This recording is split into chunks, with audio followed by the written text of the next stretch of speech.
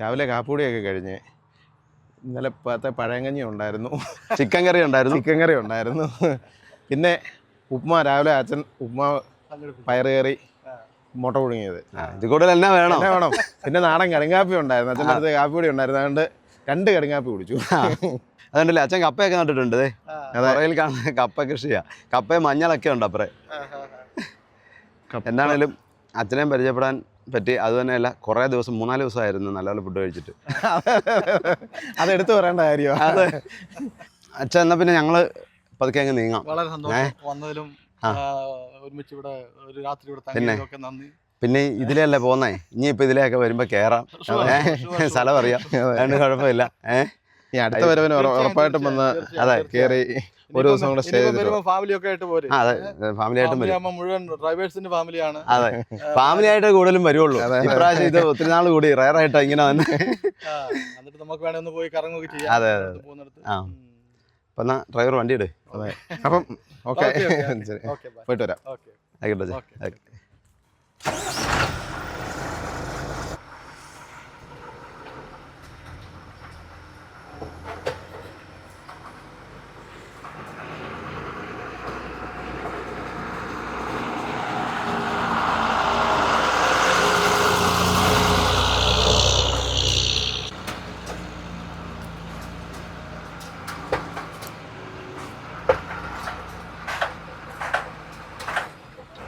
അപ്പം നമുക്ക് U turn എടുത്ത് വേണം പോകാൻ. അപ്പം വണ്ടി യു ടേൺ എടുക്കാൻ വേണ്ടി രാശി പോയത്.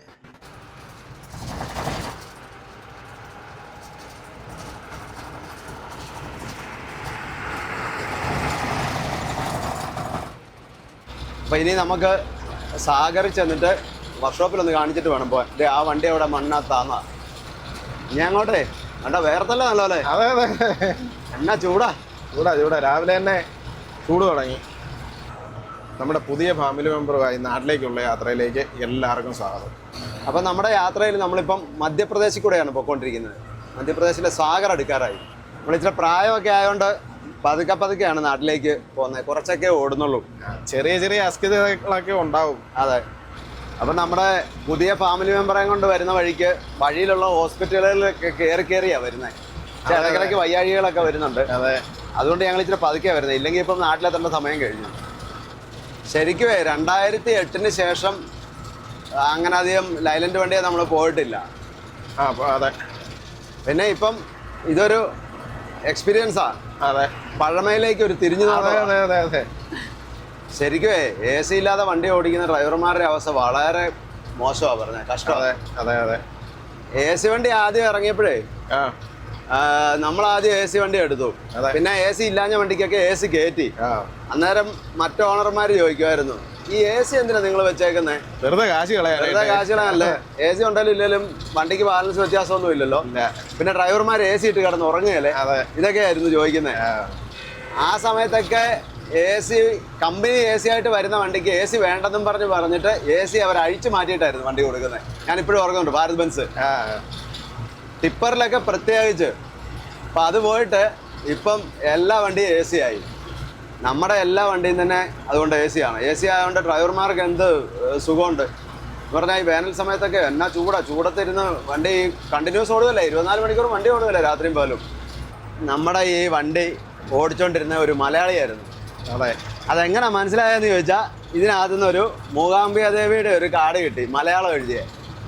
അപ്പം മനസ്സിലായി ഇതൊരു മലയാളി ഡ്രൈവർ ഓടിച്ചോണ്ടിരുന്നതാണ്. അപ്പോൾ ഈ വീഡിയോ കാണുന്ന ആരെങ്കിലും വണ്ടി മനസ്സിലാവുമെങ്കിൽ, മനസ്സിലാകാൻ സാധ്യതയില്ല, നമ്പറൊന്നും ഇല്ലാത്തതുകൊണ്ട് എങ്ങനെ അറിയാൻ പറ്റത്തില്ല. ഇനി അഥവാ മനസ്സിലായാലും ഇതിനകത്ത് കമന്റ് ചെയ്താൽ മതി. അതെ, മൂകാംബിക അമ്മയുടെ ഫോട്ടോ വെച്ചിരുന്ന ആരാന്നുള്ള അറിയാമല്ലോ, വെച്ചവർക്ക് അറിയാമല്ലോ. വെച്ചവർക്ക് ചിലപ്പോൾ അറിയാൻ പറ്റും, ചിലപ്പോൾ ഒരാളായിരിക്കില്ല.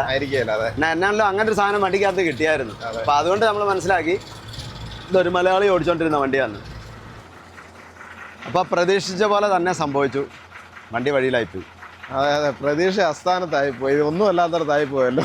അല്ല, ഇന്നലെ രാത്രി നമ്മൾ വന്നിരുന്നെങ്കിലോ? അതെ. ഇപ്പോഴാ വൈബ്രേഷന് കാരണം കണ്ടുപിടിച്ച് ഇപ്പോഴാണ് മനസ്സിലായ. ആ ജോയിൻറ്റ് നമ്മൾ അടിയിലൊന്നും കയറി നോക്കിയിട്ട് ഒന്നും അറിയത്തില്ലായിരുന്നു. അതിനകത്തെ ആ പ്ലാഞ്ചിനട്ട് ചിലപ്പോൾ ലൂസായിരുന്നു അകത്തെ, അത് കാണാൻ പറ്റിയല്ലോ. ജോയിൻറ്റിൻ്റെ പ്ലാഞ്ചെല്ലാം കൂടെ പറഞ്ഞത് വഴിയിലായിപ്പോയി. അതെ, ഈ സാധനം പറഞ്ഞ് വഴി വീണോണ്ടേ കംപ്ലൈൻറ്റ് തപ്പി നടക്കേണ്ട കാര്യമില്ല. കാര്യത്തിനൊരു തീരുമാനമായി. അതെ. ഇപ്പം എന്നാ ചെയ്യും? അല്ലേ ഇതെന്നാന്നോ? ഇപ്പം നമ്മൾ വർക്ക്ഷോപ്പിൽ ചെന്നാലും അവരും ഇത് കണ്ടുപിടിക്കാൻ പാടുപെട്ടാണ് പറഞ്ഞു പോയോണ്ട് മനസ്സിലായി. ജോയിന്റ് പറഞ്ഞു കിടക്കുന്നത്. അതെ, ആരെയും കുറ്റം പറയാൻ പറ്റില്ല, ഇത് കണ്ടാലേ പറ്റുള്ളൂ. ഏതൊക്കെയാലും അവിടെ ബ്രേക്കിൻ്റെ ഒരു ഇതുണ്ടായിരുന്നു. ഏതൊക്കെയാലും അതിലൊന്നും അടിച്ചില്ല കേട്ടോ, ചെറുതായിട്ടൊന്നും അറിഞ്ഞേ ഉള്ളൂ. ഇല്ല അതും കൂടെ പൊട്ടിപ്പോയാന്. ഇന്നലെ അടിയിലെല്ലാം കയറി ഞാൻ നോക്കിയതാ, എവിടെയെങ്കിലും എല്ലാം കാണാനുണ്ടോ ഒന്നും കണ്ടില്ല. കയ്യാലപ്പുറത്തുനിന്ന് താഴോട്ടൊന്ന് വീണ് കിട്ടണ്ടെന്ന് പറഞ്ഞ പോലെ ആയിപ്പോയി. അതെടുത്താ ടൂൾസ് ബോക്സിലിട്. ടൂൾസ് ബോക്സിൽ ഇടാം. അത് വേറൊരു പ്രശ്നമുണ്ട്. ഇതിൻ്റെ ഈ ഇതെല്ലാം പോയി. മില്ലിങ് അല്ല, ഇത് വേറെ കിട്ടുമെന്ന് നോക്കാം. സാഗർ കിട്ടാനാണ് സാധ്യത. അതെ, വേറൊരു കാര്യമുണ്ട് കേട്ടോ. ഈ പ്ലാഞ്ച് കിട്ടിയാൽ മതി. അത് കിട്ടിയാൽ മതി. അതിൻ്റെ നട്ടും വേണം. അതായത് നട്ട് ഉരുപ്പോയിട്ടുണ്ട്. ഓടിക്കാരെ വിളിക്കണോ എടുക്കാൻ? വേണ്ട, ഇതിപ്പോ ഇങ്ങനെ എടുത്ത് അകത്തോട്ട് വെച്ചിട്ട് കാര്യമില്ലല്ലോ. എന്നാ അടുത്ത പ്ലാൻ എന്നാ? എടുത്തെന്നാണല്ലോ അതിനകത്ത് പോയി. അത് വഴി കിടന്നാൽ മതിയോ? നമുക്കൊരു ട്രാക്ടർ കിട്ടുകയാണെങ്കിൽ വലിച്ചോണ്ട് പോയായിരുന്നു. അല്ലാതെ ഇനി അവിടുന്ന് വർക്ക്ഷോപ്പുകാരൻ വന്ന് ഒക്കെ ചെയ്യുന്ന കാര്യം വല്ല മെക്കാനിക്കിനെ കിട്ടുമെന്ന് നോക്കാം. ബോക്സ് പറഞ്ഞു പോവോ? ഇളകുന്നുണ്ടല്ലോ. ബോക്സ് ചെയ്തും പോവോ? ഇല്ല, കുഴപ്പമില്ല.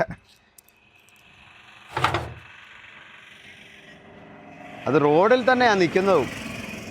ഞാൻ ഇടയ്ക്കൊന്ന് ആലോചിച്ചു, ഈ ബോക്സ് ഒക്കെ എന്തിനാ ഇവിടെ വെച്ചേക്കുന്നതെന്ന് ആലോചിച്ചായിരുന്നു. ഇപ്പോൾ ഉപകാരപ്പെട്ടു. അപ്പം ഇനി വേറൊരു കാര്യമായിട്ട് ചെയ്യണം. മറ്റേ ജോയിന്റ് ഇങ്ങനെ അങ്ങോട്ട് തൂങ്ങിയാ കിടക്കുന്നത്. അത് എടുത്ത് മുകളിലോട്ട് കെട്ടിവെക്കണം. അത് കെട്ടിവെക്കണം. വള്ളി വല്ലതും ഉണ്ടെങ്കിൽ കെട്ടിവെക്കാം. ടയറും വള്ളിയൊന്നും ഇല്ലല്ലേ? ഇത് ശാലം കട്ട് ചെയ്തെടുക്കാം. നോക്കാം.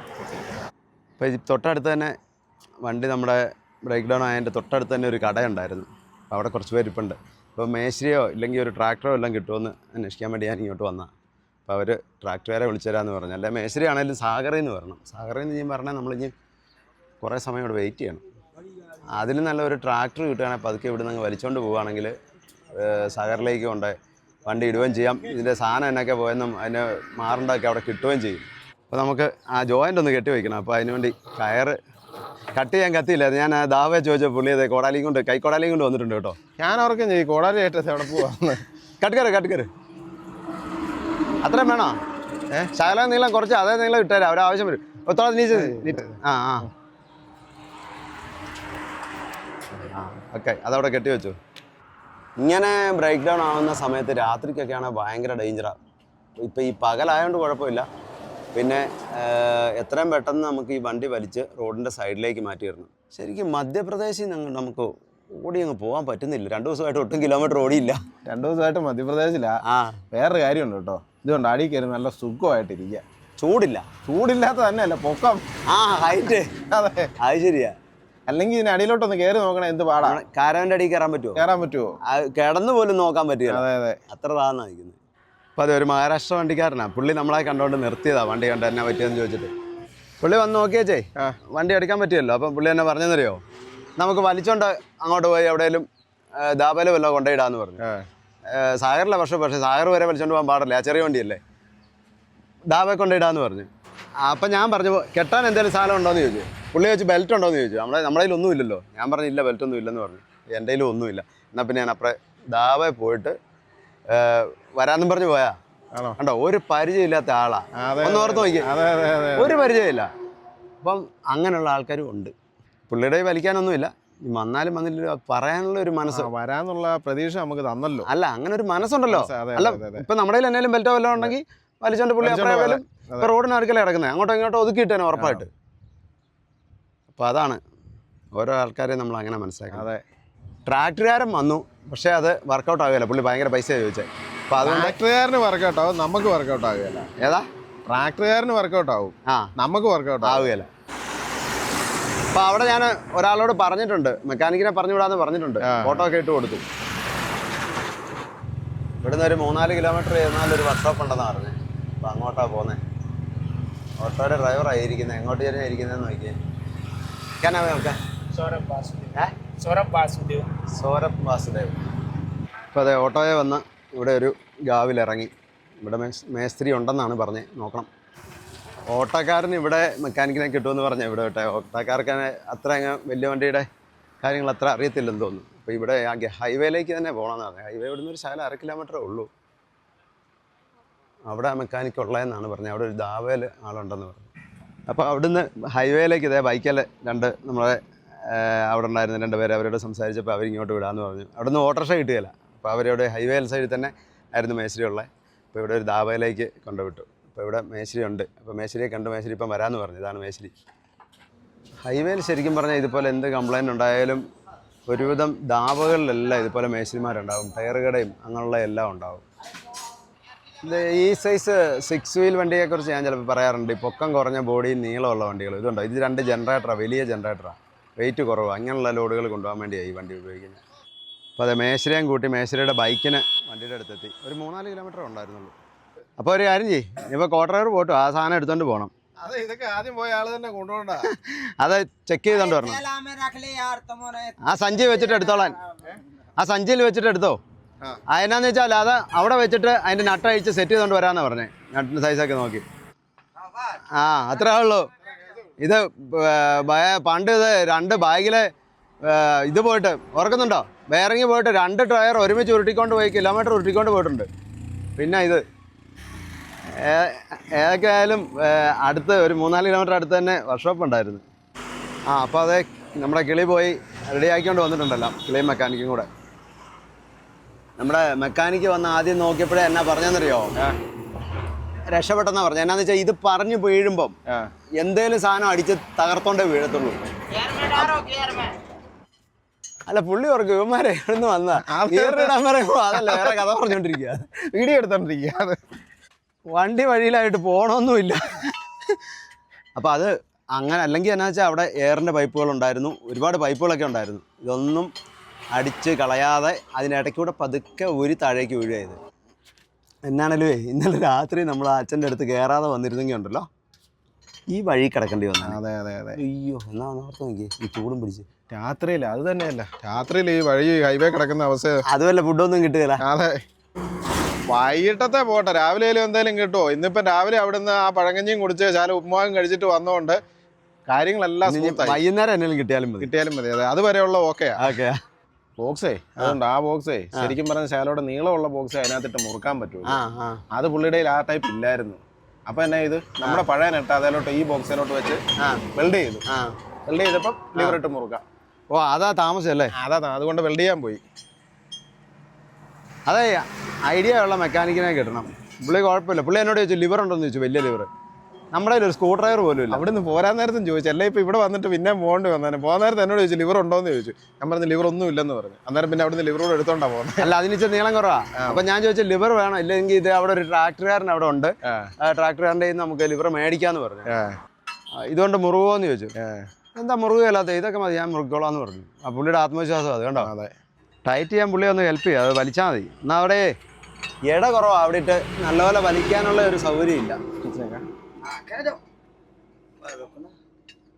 അഞ്ഞ് വലിച്ചു കേട്ടോ, നീ ലൂസായി പോകരുത്. നട്ട് പുതിയതാണോ? അതെ അതെ, നട്ട് പുള്ളിയുടെ തന്നെ ഉണ്ടായിരുന്നു. നട്ടുണ്ടായിരുന്നു. എന്നറിയോ, ഈ ജോയിന്റ് ഒക്കെ ഇതുപോലെ ശ്രദ്ധിക്കാതെ കിടന്ന് ഓടി മിക്കവാറും ഊരി പോകുന്ന വണ്ടി കിടക്കുന്നതിന്റെ മെയിൻ ഒരു സംഭവം ഇതാ. അതെ, സ്ലിപ്പായി പോവാ. അതെ, സ്ലിപ്പായി പോവാ. നേരെ പിടിക്കണം. അതെന്നാ ഇവിടെ ഒരു പൈപ്പ്.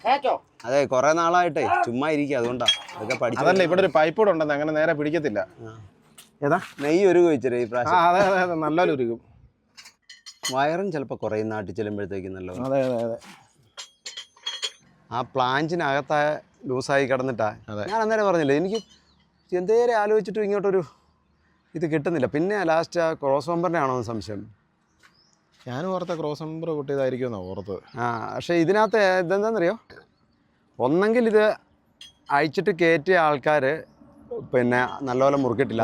അതാ ഓരോ പണി ചെയ്യുന്നതിൻ്റെ ഉത്തരവാദിത്തക്കുറവിൻ്റെ ഒരു പ്രശ്നം അത്. അതുകൊണ്ടാണ്, ഇല്ലാതെ ഒന്നുമല്ല, ശരിക്കും മുറുക്കി കാണത്തില്ല. അതുകൊണ്ട് ഇത് ലൂസായി പോയതല്ല, ഇട്ട് മുറുക്കിയവർ നല്ലപോലെ മുറുക്കിയില്ല, മുറുകാഞ്ഞിട്ട് ലൂസായതാ. ഡ്രൈവർ ക്ലച്ച് ചവിട്ട്, ഫുള്ള് ക്ലച്ച് ചവിട്ടി പിടി, ചവിട്ടിക്കാ. ചെറുടെ ചോടോ വിട്ടോ വിട്ടോളാം. ചോടുതേ ഇറങ്ങിയോ ഇറങ്ങാ വളിക്ക്. मैं वीडियो आप पकड़ो. കാലും കയ്യും ഒന്നും വഴങ്ങുകയല്ല. नहीं उतना नहीं उठाना है, थोड़ा नीचे करो, थोड़ा नीचे करो. हाँ थोड़ा और नीचे करो, और नीचे. थोड़ा नीचे करो. ആ ആ നല്ല വെയിറ്റ് ഉണ്ട് സാധനം അല്ലേ? ആയിട്ടുണ്ട് പിന്നെ ഭയങ്കര വെയിറ്റാ. വീഡിയോ എടുക്കാനോ വേണം, ഞാൻ പൊക്കി കൊടുക്കാം. അതെന്നാ പറയാൻ അബദ്ധം പറ്റി. ആ നിലത്തെ പാൻറ് മാറണ്ടായിരുന്നു. അതെ, ഇത് കഴിഞ്ഞിട്ട് മാറിയാൽ മതിയായിരുന്നു. അല്ല എന്നാലും ഇത് ഇങ്ങനെ നമ്മൾ പ്രതീക്ഷിച്ചില്ലല്ലോ. അതെ, അതുകൊണ്ട് കംപ്ലൈന്റ് പെട്ടെന്ന് കണ്ടുപിടിക്കാൻ പറ്റി. छोड़ दो. കിട്ടോ കേട്ടോ, പണി ഇഷ്ടപ്പെട്ടു. रुक जाओ, एक बार छेनी और ले आन दो, फिर ये कस देगा. नहीं അവർ ഉടാനൊക്കെ ഉടാക്കി रखने क्या एक एनाबॉन्ड लगाना. एनाबॉन्ड, हाँ बस അനമോണ്ട ഹേക്കനെ ये आना पड़ेगा. ഓ ഇനി ഒന്നുകൂടെ പോണം, അനമോണ്ട എടുത്തിട്ട് വരാം. എന്റെ പൊക്കി കൊടുത്ത് ചിരിക്കുന്ന കണ്ടു കഴിഞ്ഞാൽ ഏതാണ്ട് ഈ വണ്ടി മൊത്തം പൊക്കി പിടിച്ചേക്കായിരുന്നില്ലേ. അതല്ല, ഇവിടെ ഇരിക്കാൻ നല്ല സുഖം, അതുകൊണ്ടങ്ങ് ഇരുന്നെന്നുള്ളൂ. ആ സുഖത്തിൽ അങ്ങ് ഇരുന്നെന്നുള്ളൂ. ഇവിടെയൊക്കെ ഒരു ഗുണമുണ്ട്, എന്നാന്നറിയോ, ഇവരുടെ കയ്യിലെല്ലാം ബൈക്കുണ്ട്. അപ്പോൾ അതേ അനബോണ്ടൊക്കെ മേടിച്ചോണ്ട് നമ്മുടെ മെക്കാനിക്കും കിളിയും കൂടെ വന്നിട്ടുണ്ട്, മുറുക്കിക്കൊണ്ടിരിക്കുക. പിന്നെ മറന്നു പോകുന്നു, കിളിയല്ല മെയിൻ ഡ്രൈവർ കേട്ടോ. ആ അപ്പം ഇനിയിപ്പോൾ അത് മുറുക്കി കഴിഞ്ഞാൽ നമുക്ക് പോവാം. മഴയും ചാറാൻ തുടങ്ങുന്നുണ്ട്. ഐശ്വര്യത്തിന്റെ കാഹളം മുഴങ്ങി തുടങ്ങി. മഴ പെയ്ത് ഐശ്വര്യമാ. പണിയെല്ലാം കഴിഞ്ഞ് ഇനി നേരെ പോയാൽ മതി. ഡ്രൈവർ വണ്ടി എടുക്ക്, റെഡിയായി. എടുത്ത് നോക്കാല്ലേ. ആ ഒരാളിത് ആ ഇതും കൂടെ പുള്ളിയുടെ കൂടെ ചെല്ലണം. പുള്ളിയുടെ ചുറ്റിയായിട്ടോ. ആ എന്താണേലും ഇതൊരു പ്രത്യേക ഒരു എക്സ്പീരിയൻസാണ്. അതെ, അതിനാന്ന് വെച്ചാൽ ഞാൻ പറയാൻ കാരണം എന്നറിയോ, 98 തൊട്ട് ഒരു 2003 വരെ ലോറിയിൽ പൊയ്ക്കൊണ്ടിരുന്ന കാലത്ത് നമ്മുടെ കയ്യിലുണ്ടായിരുന്ന ഒരു പഴയ വണ്ടിയായിരുന്നു. എന്നും വണ്ടിക്ക് പണിയായിരുന്നു. അപ്പോൾ ഞങ്ങൾ കൂടുതലും ബോംബെന്ന് കേരളത്തിലേക്കാണ് ഓടിക്കൊണ്ടിരുന്നത്, പൂനെന്നും ഒക്കെ. അപ്പോൾ മിക്കവാറും ഈ വരുന്ന വഴിക്കുള്ള എല്ലാ വർക്ക്ഷോപ്പുകളും കാണാപ്പാടമാണ്. എല്ലാവരും ടയർ കട ഏറ്റവും കൂടുതൽ, അത് പ്രത്യേകം പറയണ്ട, ഏറ്റവും കൂടുതൽ അറിയാവുന്ന ടയർ കട. എന്നാ വെച്ചാൽ ടയറെല്ലാം മോശമായതുകൊണ്ട് എന്നും ടയർ പൊട്ടിപ്പോയി പഞ്ചറാവുകയൊക്കെ ചെയ്യും. അപ്പം വഴിയിലുള്ള എല്ലാ ടയർ കടക്കാരെ അറിയായിരുന്നു, വർക്ക്ഷോപ്പുകൾ അറിയായിരുന്നു, എല്ലായിടത്തും പരിചയമായിരുന്നു. പിന്നെ ഒരു ലോഡ് കയറ്റി കഴിഞ്ഞാൽ ഇന്ന് ലോഡ് കയറ്റി ഇന്ന സമയത്ത് കൊണ്ട് ഇറക്കാമെന്നും കൊണ്ടല്ല, ഇതവിടെ ചെല്ലുമ്പോൾ കൊണ്ടേ ഇറക്കാം. ഈ പഴയ വണ്ടി ആയിരുന്നുകൊണ്ട് ഒന്ന് ടയർ പഞ്ചറായി പോവുക, അല്ലെങ്കിൽ വണ്ടിക്ക് എന്തെങ്കിലുമൊക്കെ കംപ്ലൈൻ്റ് ആയിട്ട് ഇങ്ങനെ വഴി കിടക്കും.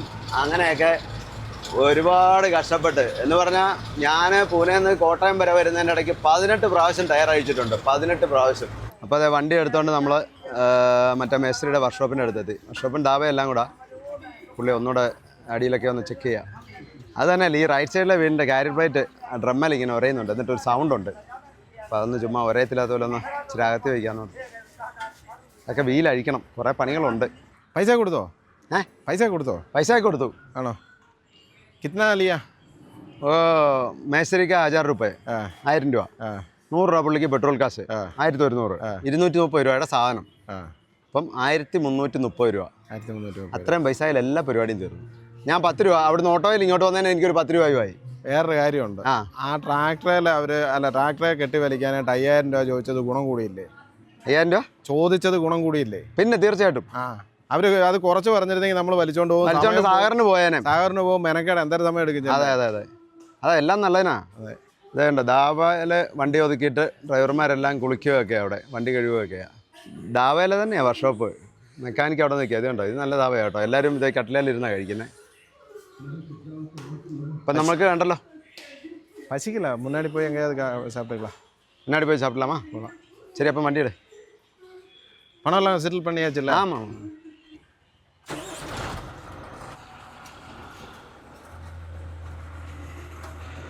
1340 രൂപയിൽ നമ്മുടെ പരിപാടി തീർന്നു. പക്ഷെ ആ പ്ലാഞ്ചൊക്കെ നാട്ടിൽ ചെന്ന് ഒന്നുകൂടെ അഴിച്ച് നോക്കണം, ചിലപ്പോൾ മാറേണ്ടി വരും. ഇതുണ്ടോ ഒരു പശു കിടക്കുന്നത്. ഞാൻ ആ ബൈക്ക് മെക്കാനിക്കിൻ്റെ കൂടെ കൂട്ടിക്കൊണ്ട് അങ്ങോട്ട് വന്നില്ലേ, അന്നേരം ഒരു പശുവിനെ വണ്ടി ഇടിച്ച് അന്നേരം ഇടിച്ചേ ഉള്ളൂ, ചത്ത് കിടക്കുന്നു, ചോരെല്ലാം റോഡിൽ ഒഴുകി. ഇപ്പൊ എപ്പടി ഇருக்கு? நல்லா இருக்கு, പ്രശ്നമേ ഇല്ല. ഇപ്പൊ സൗണ്ട് ഒന്നുമില്ല, നല്ല സ്മൂത്തായി.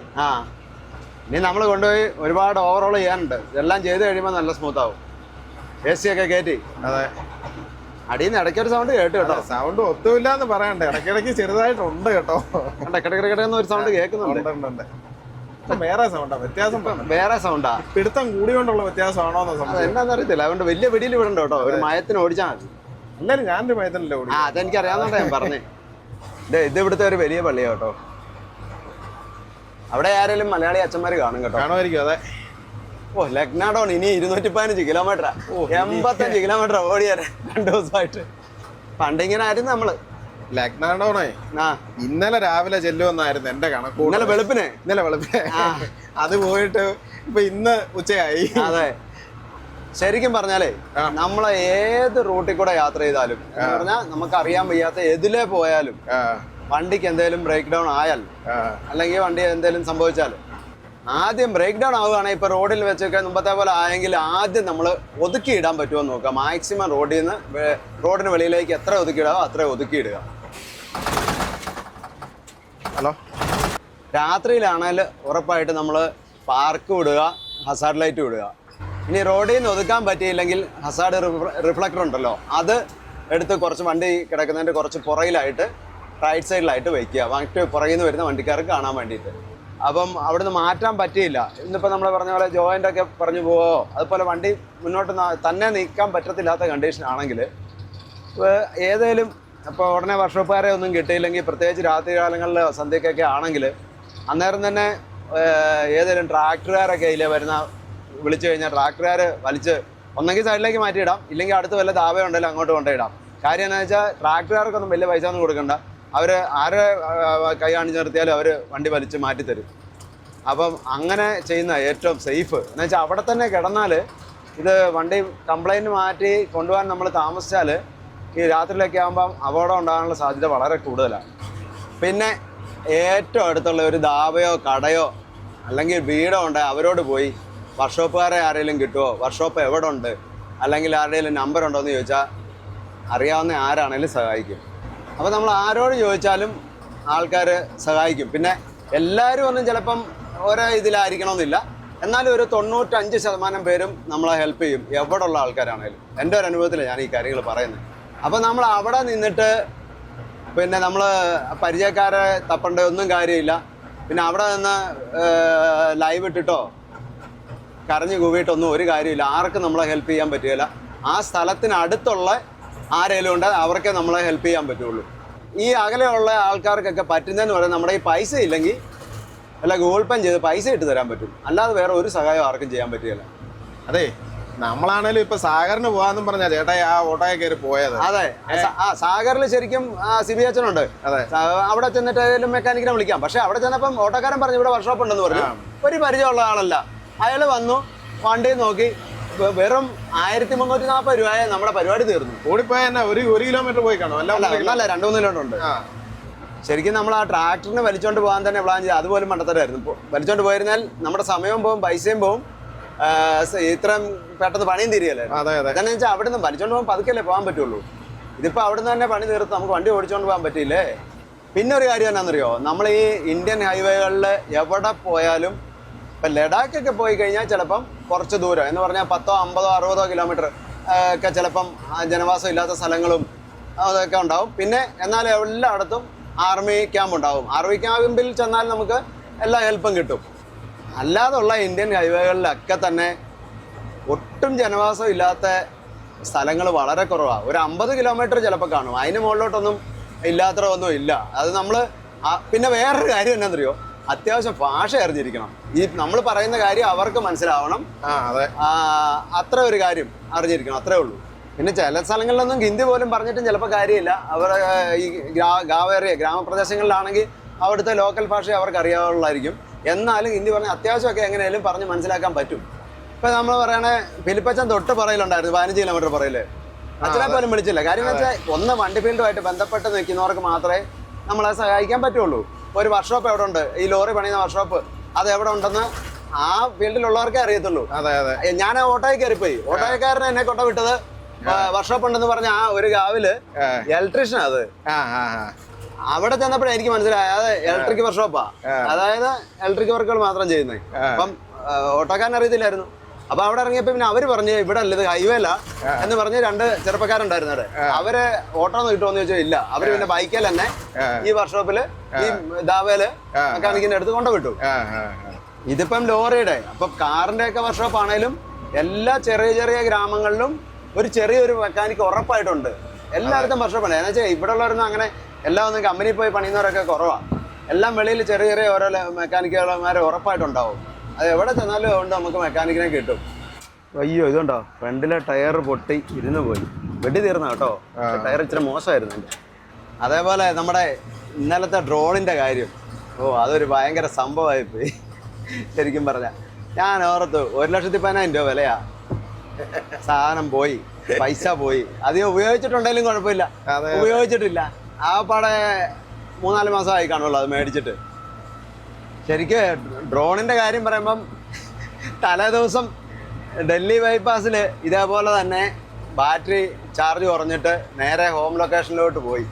പിന്നെ ഇറങ്ങി ഓടിപ്പിടിച്ച് എന്ന് 1/2 കിലോമീറ്റർ ഓടിപ്പോയി. അതെ അത് ഹോം ലൊക്കേഷൻ അല്ല, ചാർജ് പോയിട്ട് പോവാ ചെയ്തത്. എന്നിട്ട് അവിടെ പോയി നിൽക്കുക ചെയ്തത്. ഹോം ലൊക്കേഷനിലല്ലേ? ഹോം ലൊക്കേഷനിൽ ചെന്നില്ല, അതിനടുത്ത് പോയടാ എന്ന് പറഞ്ഞു. എന്നിട്ട് ഇത് കാണുന്നില്ല പോയി. അപ്പൊ ഞങ്ങൾ പെട്ടെന്ന് വണ്ടി നിർത്തി വെച്ച് ഞങ്ങൾ 2 പേരോട് ഓടി. ഏക്കാലും ഇവനത് ഒന്ന് ക്യാമറ ഒന്ന് കറക്കി നോക്കിയപ്പം 2 തൂണ് കണ്ടു. കറക്റ്റ് ചെന്നപ്പം നമ്മളെ ഹൈവേന്ന് താഴെ സർവീസ് റോഡില് ഒരു റോഡ് സൈഡിൽ പുല്ലത്ത് ഇങ്ങനെ താന്നിരിപ്പുണ്ട്. ഇറക്കിയാലും കിട്ടി. അതിലേക്കാലും ഇറങ്ങാൻ വഴിയൊന്നും ഇല്ല. അതല്ല, നമ്മള് നോക്കുമ്പോ ഇങ്ങനെ നിക്കുക, പൊങ്ങി നിക്കുക. കണ്ട അന്നേരം തന്നെ ഇത് താഴോട്ട് താന്നു. ചാർജ് തീർന്ന് താഴോട്ട് താന്നു. അന്നേരം കണ്ടില്ലെങ്കിൽ കിട്ടത്തുമില്ല. പിന്നെ അവിടെ കിടന്ന് തപ്പി മണിക്കത്തേ ഉള്ളൂ. അല്ല, പക്ഷെ അത് കാണായിരുന്നു. പുല്ലത്തായിരുന്നാലും റോഡിന്റെ തൊട്ട് സൈഡിൽ തന്നെ ആയിരുന്നു. നമുക്ക് മോളിൽ നിന്നാ കാണത്തില്ല, താഴെ ഇറങ്ങി ചെന്നാലേ കാണത്തുള്ളായിരുന്നു. ഇല്ലടാ, മോളിൽ നിന്ന് കണ്ടടാ, ഞാൻ കണ്ടായിരുന്നു. ആണോ? ആ. അപ്പം എന്നിട്ട് പിന്നെ പെട്ടെന്ന് അങ്ങോട്ട് ഇറങ്ങാവോ, മൊത്തം കാട് പിടിച്ച് കിടക്കുക. കാടിനകത്തൂടെ ചാടി ഇറങ്ങി ചെന്ന് എടുത്തോണ്ട് വന്നു. അത് അബദ്ധം പറ്റി. എന്നാന്നോ, ഇറങ്ങി പോകുന്നതൊക്കെ വീഡിയോ എടുക്കണായിരുന്നു. എവിടെ ഇതെന്നെ സാധനം ശകലം താമസിച്ച് ആരും ഇത് എടുത്തോണ്ട് പോകും. പിന്നെ അവിടെ ഒരു ഗുണം ഉണ്ടായിരുന്നു. എന്നാ വെച്ചാൽ ഡൽഹി ബൈപ്പാസ് ആയതുകൊണ്ട് വേറെ അധികം ബൈക്കുകാരും ചെറുവണ്ടിക്കാരും ഒന്നും ഇല്ലായിരുന്നു. അതുകൊണ്ട് തന്നെ ആരും പെട്ടെന്ന് കാണത്തില്ല. ഏക്കാലും അവിടെ കിട്ടി. പിറ്റേ ദിവസമാണ് ഇന്നലത്തെ സംഭവം.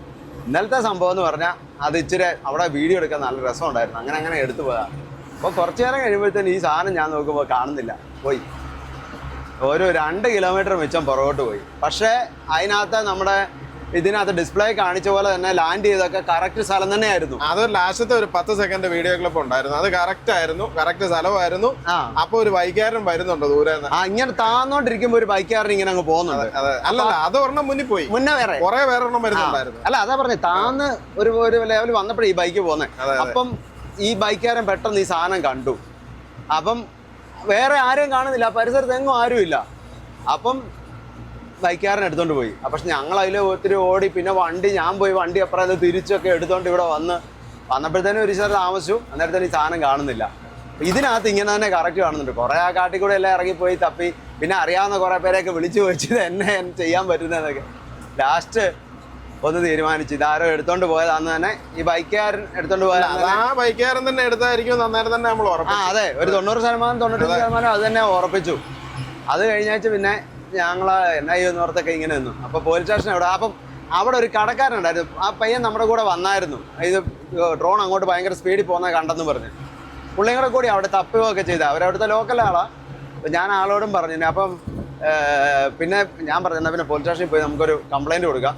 വലിയ കാര്യമൊന്നും ഇല്ല, അത് വേറെ കാര്യം. പിന്നെ ബൈ ചാൻസ് ഇത് കിട്ടിയവനെങ്ങാനും തിരിച്ച് തരണമെന്ന് തോന്നിയാൽ ഒരു അതും അതെ. പിന്നെ എന്നാ വെച്ചാൽ ഇത് ഓൺ ആക്കിയാൽ നമുക്ക് ലൊക്കേഷൻ കിട്ടുകയും ചെയ്യും. അതെ അതെ അതെ. അപ്പൊ അതുകൊണ്ട് അങ്ങനെ പോലീസ് സ്റ്റേഷൻ്റെ അവിടെ ഇങ്ങനെ നിൽക്കുമ്പോഴാണ് അപ്പോഴത്തേനും അവിടെ പരിചയമുള്ള വേറൊരു പോലീസുകാരനുണ്ട്. അപ്പൊ പുള്ളി വിളിക്കാം എന്നാ എന്നോട് പറഞ്ഞു, ഇപ്പൊ കയറേണ്ട, അവിടെ നിൽക്കാൻ പറഞ്ഞ് അങ്ങനെ നിൽക്കുമ്പോഴാണ് പിന്നെ സച്ചു വിളിക്കുന്നല്ലേ. അതെ അതെ അതെ. സച്ചു വിളിച്ചിട്ട് പറഞ്ഞു ഡ്രോൺ. അപ്പൊ ഇത് പോയപ്പോ തന്നെ ഡ്രോൺ ഇതുപോലെ പോയെന്നൊക്കെ സച്ചുവിനോട് പറഞ്ഞിട്ടുണ്ടായിരുന്നു. സച്ചുവിന് അറിയായിരുന്നു. അപ്പൊ തന്നെ സച്ചു വിളിച്ചു. ഇതേ ഇൻസ്റ്റയില് ഒരു മെസ്സേജ് സച്ചുവിന്റെ കൂട്ടുകാരന് അല്ലേ. അതെ, കൂട്ടുകാരൻ ചെന്ന് സച്ചുവിനും റിക്വസ്റ്റ് ചെയ്യുന്നു. അപ്പൊ സച്ചു ഇത് അന്നേരം ഇത് കൂട്ടുകാരൻ ആദ്യം ചെന്നേ. കൂട്ടുകാരൻ പറഞ്ഞു, സച്ചുവിനെ വിളിച്ചു പറഞ്ഞപ്പോ സച്ചു അത് ഉടനെ അന്നേരം എടുത്തു നോക്കിയപ്പോ സച്ചുവിനും റിക്വസ്റ്റ് ചെയ്യുന്നുണ്ട്. അപ്പം അവര് പറഞ്ഞേക്കുന്ന ഇതാ, തുമാരാ ഡ്രോൺ അപ്പന പാസ് എന്ന് പറഞ്ഞ അമാരാ പാസ് എന്ന് പറഞ്ഞിട്ട് മെസ്സേജ് അയച്ചേക്കാം ഹിന്ദിയിൽ. അപ്പോഴത്തേക്കും സച്ചു എന്നെ വിളിച്ചു.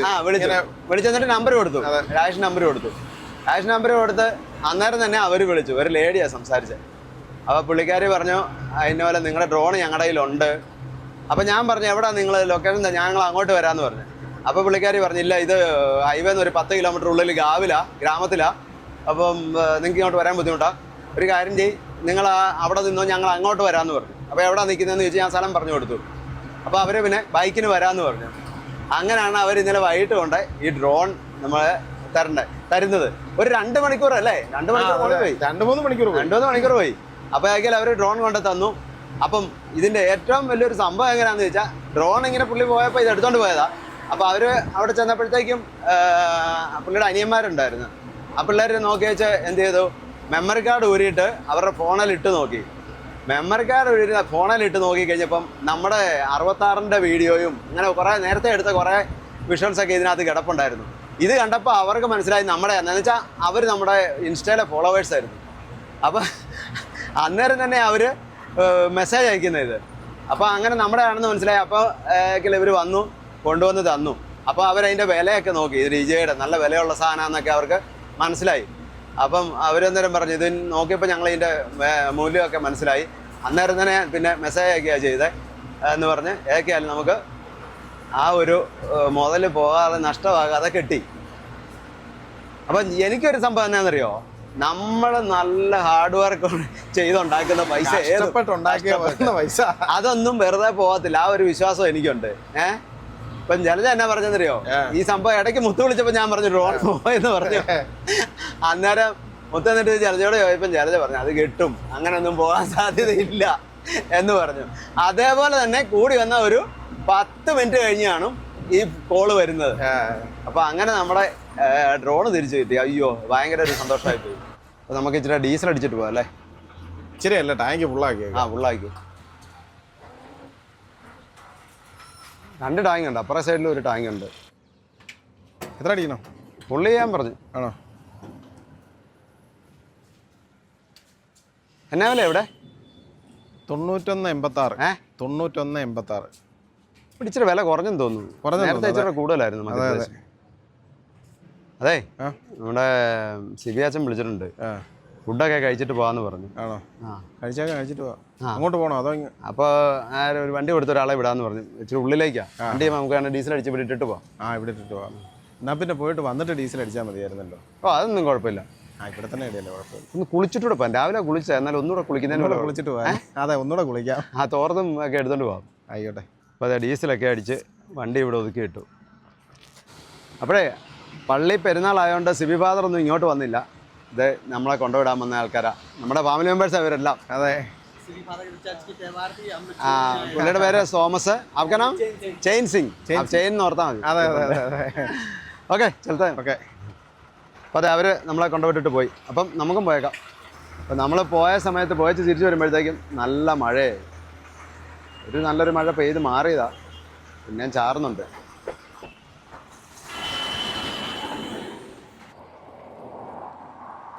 മഴ ആയതുകൊണ്ടത് എല്ലാവരും വീട്ടിലേക്ക് പോകാം. പക്ഷേ വീട്ടിൽ പോക്കില്ല കേട്ടോ, വഴിയിൽ തന്നെ എല്ലാവരും കിടക്കുന്നത്. അല്ല, ഇതിൻ്റെ ആളുണ്ട് കൂടെ, അതുകൊണ്ട് എല്ലാത്തിനെയും വീട്ടിൽ കൊണ്ടുപോകാൻ തോന്നുന്നു. അതെ, ചൂടെല്ലാം പോയി, നല്ല അടിപൊളി മഴ. ഇവിടെ ഈയിടെ എല്ലാം മഴയായിരുന്നു. കഴിഞ്ഞ് 2-3 ദിവസമായിട്ട് തെളിവായെന്നാണ് പറഞ്ഞത്. മഴ കൂടുക, നല്ല മഴയാണ്.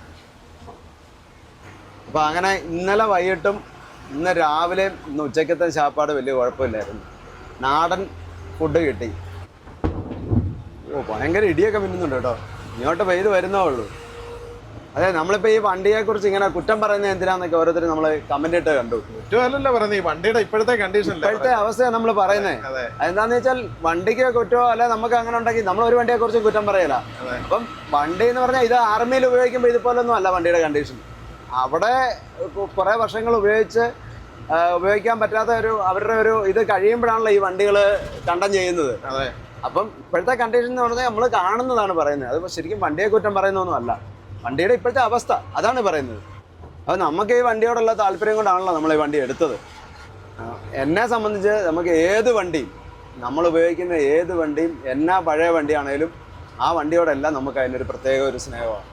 അപ്പം ഇതിന് ഒരു പഴയ വണ്ടിക്ക് ഉണ്ടാവുന്ന, അല്ലെങ്കിൽ ഇത് ഓടാതെ കിടക്കുമ്പോഴൊക്കെ ഉണ്ടാകുന്ന ഓരോ പ്രശ്നങ്ങൾ മാത്രമേ ഈ വണ്ടിക്ക് ഉള്ളൂ. ആ ഉള്ള കാര്യങ്ങൾ അതേപടി നമ്മൾ പറയുന്നുള്ളേ ഉള്ളൂ, ഇല്ലാതെ വേറെ ഒന്നുമില്ല. നല്ല ഇടി മുഴങ്ങുന്നുണ്ട്. ഇതന്നെ ഇവിടെ വഴിതടയിലാണോ? വഴിതടയിൽ ആ സൈഡ് മൊത്തം വഴിതടയുക. ഇവരിവിടെ വഴി ക്രോസ് ചെയ്യാൻ വേണ്ടിയിട്ട് നിൽക്കുന്നു. അതെ, റോഡ് ക്രോസ് ചെയ്യാൻ നിൽക്കുന്നു. പക്ഷെ ഇങ്ങോട്ട് മഴ പെയ്തില്ല കേട്ടോ. എന്നാലും പക്ഷെ ചൂടില്ല. എനിക്കത് മനസ്സിലാകാത്തത്, ഈ മധ്യപ്രദേശിൽ ഒരുപാട് ഗോശാലകളുണ്ട്. പക്ഷെ എനിക്ക് തോന്നുന്നത് ഈ ഗോശാലകളിലൊക്കെ ഈ വണ്ടി ഓടിച്ചതും വയ്യാത്ത അങ്ങനെയുള്ള പശുക്കളെയാ നോക്കുന്നതെന്ന് തോന്നുന്നു. എന്തേരെ വഴിയിൽ വഴി കിടക്കുന്നതിനൊക്കെ വിളിച്ചോണ്ട് പോകാനല്ലേ? ആ എന്തേരെ എന്നിട്ട് വണ്ടി ഇടിച്ചു കിടക്കുന്നത്. ഇന്ന് നമുക്ക് ഡ്രോൺ എടുക്കാൻ സമയം കിട്ടിയില്ല. അതന്നെയല്ല, അങ്ങനല്ല, കളയാൻ സമയമില്ലായിരുന്നു. അതെ, കളയാൻ സമയമില്ലായിരുന്നു. അതുകൊണ്ട് ഇന്ന് അതിന് വേണ്ടി മുതിർന്നില്ല. അല്ല, അതിൻ്റെ കൂടെ ചേർത്ത് നമുക്ക് നാളെ എടുക്കാം. നാളെ സമയം ഉണ്ടോ? അപ്പൊ സമയം ഒരു കാര്യം നീ ഓപ്പറേറ്റർ ചെയ്തു. വേണ്ട, ഞാനില്ല. ചെയ്തു. എന്നാ പിന്നെ ഇന്ന് നേരത്തെ അങ്ങ് വൈൻഡപ്പ് ചെയ്തിട്ട് ക്യാമറാമാൻ ശാലനേരം കിടന്ന് ഉറങ്ങാം.